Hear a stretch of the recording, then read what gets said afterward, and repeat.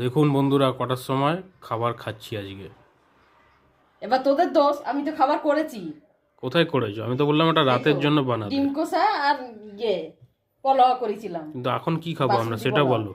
এখন খাবো এই সিমলার বিরিয়ানি এনেছি, যেটা খাবো। ও মাটন বিরিয়ানি বন্ধুরা, এই দেখুন মাটন, বড় বড় বড় বড় মাটন, আলু। বড় বড় আলু। এই এদিকে থালাটা দেখুন, ও মাটন দেখুন, 2 পিস আজকের অফার দিচ্ছিল তাই নিয়েছে। পুরো ভর্তি রাইস। আমি যেরকম খেতে পারবো সেরকম নিয়েছি বন্ধুরা, আমি অত খেতে পারি না। যেরকম খেতে এদিকে পারবো স্যালাডটা এটা আমাদের নিজের, আমরা কেটে নিয়েছি খাওয়ার জন্য। নাহলে আরো এক্সট্রা দিতে হতো আবার। হ্যাঁ চলুন খাওয়া যাক। বাড়িতে বসে মজাই এটাই আলাদা। হ্যাঁ মাংসটা ভালো, এই দেখ। ও পিঙ্কিশ, পুরো একদম গোলাপি কালার ভেতরে। খুব সুন্দর। আলুটা দেখো, আলুটাও ভেঙে যাচ্ছে কি?